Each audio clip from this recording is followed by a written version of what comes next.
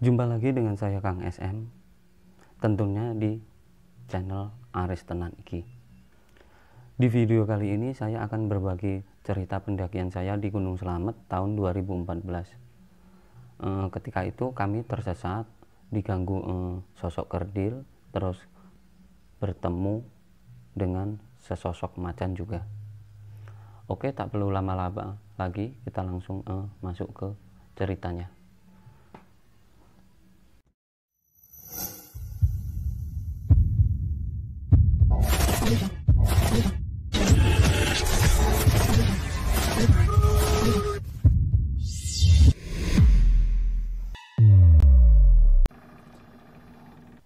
Pertama kali kita melakukan pendakian itu di tahun 2014. Saya berempat, saya dengan Mas Uep, dengan Mas Piki, dan yang satunya Mas Endri. Tiga kawan ini adalah yang satu ini adalah teman dari ketika aku mendaki Gunung Semeru. Jadi dulu ketika mendaki Gunung Semeru, terus kita saling kontak, terus kita melakukan untuk melakukan pendakian. Jadi kita janjian untuk mau mendaki ke Gunung Slamet, dan temannya Mas Biki ini yang 2 orang ini tentunya kita koordinasi untuk waktunya itu kita lupa. Yang jelas kita berangkat itu hari kalau tidak salah hari Kamis itu. Jadi Kamis kita berangkat dari Bantul, tentunya kita dengan menggunakan 2 sepeda motor. Itu di tahun 2014. Jadi Gunung Slamet sendiri masih tutup karena kan masih erupsi. Jadi ketika kita mau mencari informasi, ternyata yang di basecamp Guci ini masih buka. Nah, kita langsung melakukan pendakian yang lewat jalur Guci ini. Setelah itu kita langsung konfirmasi orang sana, ternyata masih bisa. Nah, setelah itu kita langsung berangkat. Kita berangkat pukul 10 malam. Kita langsung bergerak, kita saling bonceng-boncengan, tentunya kita nanti gantian lah. Kita langsung perjalanan. Setelah itu awal mula itu saya sama Mas Hendri ini langsung dengan kecepatan kurang lebih 80. Nah, ternyata setelah sampai baru sampai mana ya, baru sampai kurang lebih beberapa kilometer, ternyata teman saya ini ketinggal. Tentunya kan mungkin mereka karena kurang terbiasa memakai motor untuk cepat, jadi aku langsung kaget, loh kok nggak ada itu Mas Uep itu. Nah, setelah aku kembali ternyata mereka bilang, Mas kita pelan-pelan aja ya ini, soalnya kita kurang agak nggak bisa cepet gitu katanya. Setelah itu kita langsung berangkat lagi. Setelah itu kita langsung berangkat pelan-pelan. Ternyata kita langsung menuju mana itu, pokoknya lupa aku. Pokoknya dari sini, pokoknya sampai kita langsung menuju ke Tegal itu. Dari Tegal kita muter itu, ternyata sampai Tegal itu jam 7 pagi. Jam 7 pagi kita sampai Tegal, kita langsung cari makan. Habis makan kita langsung jalan lagi, kita menuju Guci. Ternyata setelah sampai Guci itu kita langsung kontak lagi yang orang sana. Ternyata orang sana itu masih belum ada belum respon, mungkin masih tidur kayaknya. Setelah itu kita langsung coba kontak lagi. Ternyata ada dari rombongan bawah. Dari rombongan bawah itu naik, ternyata mereka juga mau naik ke Gunung Slamet ini. Nah, setelah mereka kita tanya-tanya, ternyata mereka juga lewat jalur Guci. Ternyata mereka itu lewat jalur Guci yang sebelah basecamp yang lupa aku, pokoknya bukan yang jalur kita, soalnya kita kontaknya di tempatnya Mas Gepeng. Nah, setelah itu selang beberapa menit itu kita ternyata bisa dihubungi Mas Gepeng ini. Setelah kita bisa dihubungi, kita langsung dijemput, kita langsung disuruh mampir ke rumahnya. Setelah kita ketemu, kita berbincang sebentar, kita langsung ngobrol. Setelah ngobrol, kita langsung disuruh tidur dulu. Setelah tidur, kita bangun jam 11. Nah, setelah kita bangun jam 11, kita langsung kata Mas Gepeng ini, kalau mau naik sekarang enggak apa-apa, cuman nanti kita temenin sampai di pos 1 itu katanya. Setelah itu kita langsung persiapan, jam 12 kita langsung berangkat. Kita langsung berangkat persiapan, ditemani sama Mas Gepeng sampai di pos 1. Kita langsung berjalan ke atas. Setelah ke atas sedikit ada kayak kita melewati ladang-ladang itu, kita ketemu sama petani. Ternyata petani itu petani nanas. Kita langsung coba beli. Ternyata kita beli 20.000 itu dapat banyak. Nanasnya itu ternyata manis-manis dah. Setelah itu kita langsung masukkan ke tas, kita langsung coba naik lagi. Kita lewati kayak pemandian air panas. Setelah itu kita ternyata di situ ada air terjun. Kita langsung nemu air terjun. Setelah ketemu air terjun, kita coba bersih-bersih. Kita kayak kita senang aja, kita lihat air terjun itu, kita coba merasakan airnya. Habis itu kita langsung lanjut jalan lagi. Jadi sebelahnya air terjun, kita langsung masuk ke jalur pendakian dengan ditemani Mas Gepeng. Kita mulai naik lagi.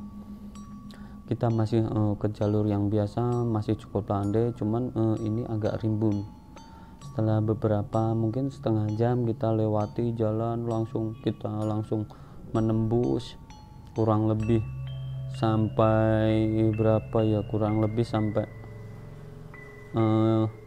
jam 1:04 itu kayaknya. Nah, di momen ini kita langsung Mas Gepeng bilang, "Mas, berhenti dulu." "Kenapa, Mas?" "Pokoknya berhenti."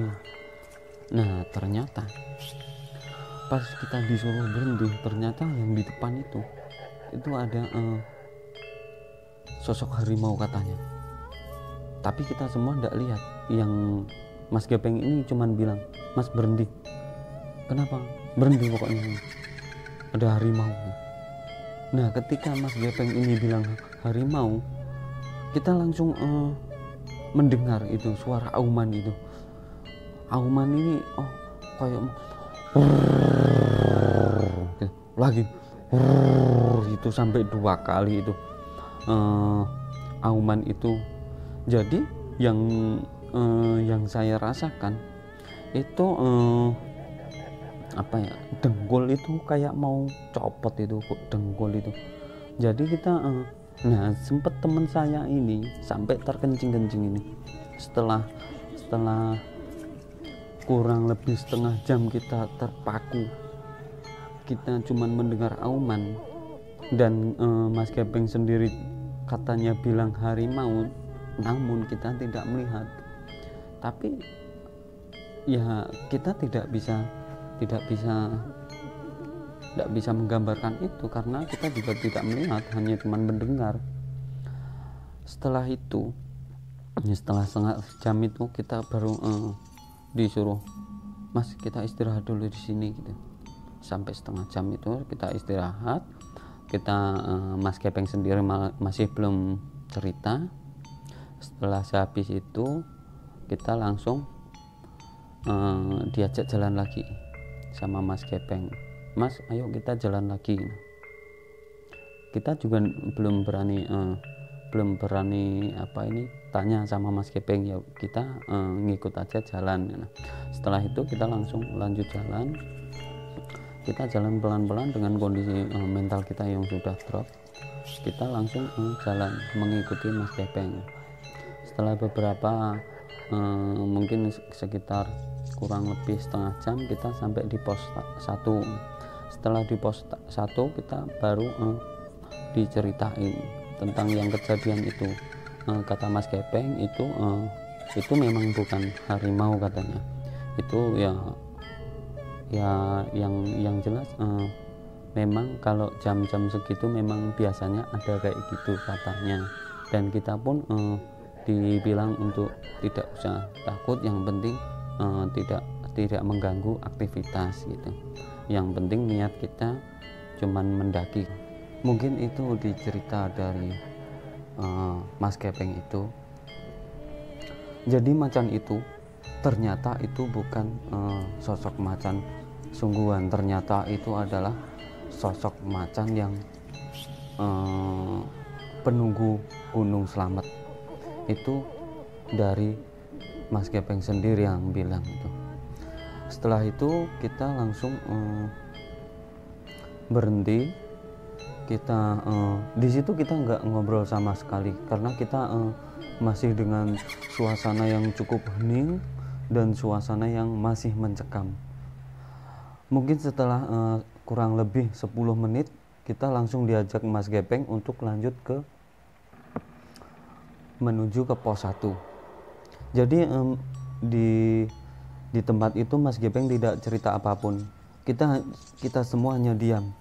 Kita hanya minum air, habis itu 10 menit kita langsung jalan. Mas Gepeng langsung bilang, ayo kita langsung jalan lagi aja gitu. Setelah itu kita jalan dengan kondisi yang kaki masih bergetar. Setelah itu kita jalan pelan-pelan, kita masih step by step, kita nerobos hutan. Akhirnya kita bisa sampai di pos 1. Setelah di pos 1 itu Mas Gepeng lalu baru cerita bahwa itu adalah sosok harimau yang menyerupai, namun kita semua tidak bisa melihat, katanya cuman Mas Gepeng saja yang melihat, tapi kita semua hanya mendengar auman itu. Setelah itu Mas Gepeng langsung berangkat, mau menyampaikan bahwa Mas Gepeng mau kembali turun ke pos 1. Setelah itu kita kembali untuk berkoordinasi karena kita mau melanjutkan ke pos 2. Itu kurang lebih jam setengah 2 di pos 1. Setelah berunding, Mas Gepeng menanyai kita, gimana kalian mau tetap lanjut ke atas atau kembali turun? Kalau mau kembali turun juga boleh, kalau mau kembali ke atas ya boleh saja gitu. Akhirnya kita putuskan untuk naik ke atas. Setelah cukup mungkin 10 menit Mas Gepeng kembali turun dan kita pun siap-siap untuk kemas-kemas untuk kembali naik ke pos 2. Kurang lebih jam 2 kurang seperempat kita langsung naik ke atas. Dengan kondisi kita yang masih trauma, kita tetap melakukan pergerakan dengan untuk yang kali ini saya yang paling depan, terus disusul Mas Hendri, terus disusul Mas Ueb, dan yang paling belakang itu Mas Biki. Setelah itu kita jalan pelan-pelan dengan masih kembali menerobos hutan itu dengan disertai kayak ranting-ranting, ada kayak pohon tumbang, terus kita belantara. Itu pokoknya hutan Gunung Slamet itu masih rimbun. Setelah itu setelah kita naik turun, kita langsung belok ke kiri, langsung naik lagi, habis itu kita nanjak sedikit, habis itu ada landai, kita langsung sampai di pos 2. Nah di pos 2 ini kita sampai jam 2:30. Kita istirahat di situ dulu, kita minum-minum, habis itu kita lanjut jalan lagi. Jadi kita cuman berhenti kurang lebih 5 menit. Habis itu kita lanjut jalan menuju ke pos 3. Setelah itu kita langsung jalan lagi dengan kondisi formasi yang masih sama. Sampai dari pos pos 2 sampai pos 3 ini kita masih landai, masih tidak ada kendala apapun. Kita sampai di pos 3 sampai kurang lebih jam 4 itu.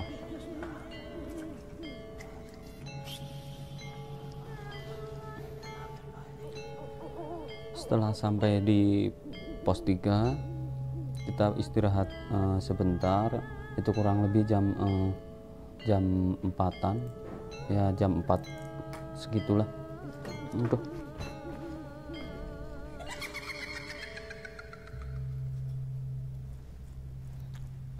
Setelah kita sampai di pos 3 kurang lebih jam 4-an, kita langsung kembali naik menuju ke pos 4 karena waktu kita sudah mepet sekali.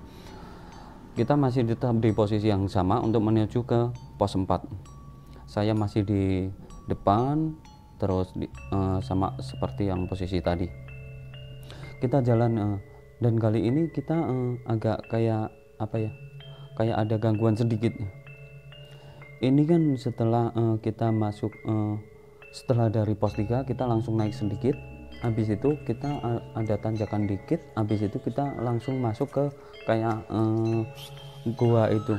Jadi di Gunung Selamat ini jadi hutannya memang lebat. Jadi ketika kita mau menerobos ini, jadi kayak ada semak-semak, jadi itu lingkaran kayak gini. Habis itu kita terobos masuk, itu kurang lebih 10 meter. Jadi sehabis itu aku waktu itu malah si Mas Hendri yang paling depan, terus disusul Mas BG, terus Mas Sueb, terus aku yang paling belakang. Jadi yang paling depan itu ketika menerobos masuk, dia langsung bilang, "Mas Aris gimana?" gitu. "Ini ada harimau." "Harimau? Bukan. Itu kan kita semua panik dibilang harimau gitu. Ternyata bukan gitu. Apaan? Harimau beneran bukan ini? Bukan, ini apa yang kayak kucing itu? Oh itu macan kumbang itu gitu. Oh macan kumbang gitu. Ya udah, yang penting pelan-pelan aja. Kalau dia mau menerkam, diam aja dulu gitu." Habis itu kita diam sejenak dulu. Habis itu ketika macan kumbangnya ini ada 3. Setelah kita diam, untungnya macan kumbang ini agak pindah. Jadi kita setelah macan kumbang pindah, kita baru kembali menerobos itu. Habis menerobos kita kembali lagi naik. Itu kurang lebih kita sampai memakan waktu kurang lebih sampai jam berapa ya itu, jam 5-an. Jadi ini memang cukup lama ini untuk menuju sampai pos 4. Dan sampai jam 5 itu kita belum sampai di pos 4. Setelah nanjak sedikit, kita kan capek, kita istirahat sebentar kurang lebih 10 menit. Habis itu kita langsung gantian. Jadi yang paling depan Mas BG, terus disusul Mas Hendrik, terus aku yang ketiga, dan yang paling belakang Mas Sueb. Nah ketika kita sudah jalan, kita baru lewat pinggiran. Habis pinggiran naik sedikit, habis itu kan ada lorong itu agak gelap sedikit kondisinya. Ketika kita jalan, Mas Sueb ini bilang, gimana? Kok kayak yang belakang ini ada yang ngikutin ya?" "Apa? Enggak, ini katanya ada yang ngikutin." Aku bilang ke yang depan, enggak itu enggak apa-apa itu." Habis itu kita jalan lagi. Baru beberapa langkah, Sueb juga bilang lagi, "Gimana? Ini ada yang ngikutin." "Emang kamu tahu?" "Iya, ini kan yang belakangku ini kayak ada tapakan. Jadi kayaknya tapakan srek gitu. Tapi ketika ditoleh ke belakang itu enggak ada apapun." Kita masih berpikir positif bahwa itu tikus atau binatang yang ada di sana. Kita langsung lanjut jalan lagi. Baru beberapa langkah, Sueb ini nengok ke belakang. soalnya kayak ada lagi yang ngikutin. Ternyata dia lihat manusia kerdil itu, katanya sosok itu kerdil itu. Jadi ketika ditoleh itu, sosok itu bener-bener kecil itu. Habis itu sosok itu langsung lari, katanya larinya kenceng. Jadi ketika Sueb noleh lihat itu, Sueb langsung lari ke depanku. Gimana gimana gitu. Itu ada sosok kerdil ini, hantu atau apa itu gitu. Enggak. Aku langsung ke belakang, aku liatin, ternyata enggak ada nih. Ya udah, kita langsung berhenti sejenak. Habis itu kita gantian. Jadi Sueb yang paling depan, terus sementara aku yang paling belakang. Tapi di sini aku ya cukup merinding dikit karena juga agak gimana gitu rasanya. Setelah 10 menit itu memasuki jam kurang lebih jam berapa ya, kurang lebih setengah 6 gitu. Itu kita juga masih belum sampai di pos 4 itu, setengah 6 itu. Setelah itu kita lanjut jalan karena mengingat kondisi waktu yang sudah mulai berjalan dan kondisi hutan yang semakin gelap, kita langsung lanjut kembali jalan lagi. Setelah itu kita langsung jalan lagi pelan-pelan. Baru beberapa langkah Sueb ini lihat lagi, padahal dia yang sudah di depan. Dia lihat manusia kerdil itu lagi ketika dia nengok ke kanan. Katanya sosok kerdil ini katanya ngeliatin Sueb. Otomatis si Sueb ini langsung lari ke depan. Nah, Sueb ini langsung terperosok. Untungnya ini bukan jurang, jadi cuman terperosok, jadi kakinya itu masuk ya lumayan sedikit lecet-lecet. Kita langsung lari, kita tolongin Mas Sueb ini, kita langsung angkat, kita langsung kasih obat ini. Kita juga bilangin kalau ada kayak gitu kita jangan panik. Itu kalau misal ada yang kayak gitu, kita langsung saling ngomong aja, kita koordinasi bareng-bareng gitu. Setelah itu kita agak cukup enakan dikit, kita langsung lanjut lagi. Setelah beberapa menit ternyata kita sudah sampai di pos 4. Ternyata itu cuman sebentar, paling 5 menit kita sudah sampai di pos 4. Di situ kita tidak berlama-lama karena kita mengingat Mas Sueb ini masih ketakutan. Jadi kita langsung lanjut jalan lagi menuju ke pos 5. Nah, di pos 5 ini kan rencana kita ngecamp. Berhubung kita masih di pos 4 dan mengingat waktu kita sudah hampir maghrib, jadi kita ambil penerangan untuk menerangi jalur ini. Menurut literasi dari pos 4 sampai pos 5 ini kurang lebih memakan waktu 1 jam. Jadi kita lebih menafsirkan lagi mungkin kurang lebih 1,5 jam untuk sampai di pos 5 karena mengingat kondisi yang sudah gelap. Setelah itu kita udah siap, kita langsung lanjut naik lagi. Setelah itu kita langsung naik lagi. Dan itu ketika saya di belakang, saya memang benar-benar kayak diikuti sosok kerdil ini. Jadi ketika kita jalan, kayak yang samping kanan itu kayak ada yang ngikutin kresek gitu. Kita langsung saling mendekat, saling merapat, kita saling bilang ada yang gini gitu. Kita sampai merinding berat itu. Itu sampai maghrib itu kita mungkin baru belum separuhnya kita mendengar azan maghrib dan kita pun berhenti sejenak. Nah, setelah kita istirahat sejenak sehabis maghrib, kita langsung melanjutkan ke pos 5. Setelah itu kita langsung persiapan, headlamp udah nyala untuk sebagai penerangan. Kita langsung mulai naik dengan kondisi Mas Sueb yang masih kakinya sempat terkilir tadi. Dan di kali ini yang paling depan sebagai leader diganti Mas Bagong, terus disusul Mas Sueb, Mas Andri, dan saya yang paling belakang. Setelah itu kita langsung menyusuri lagi.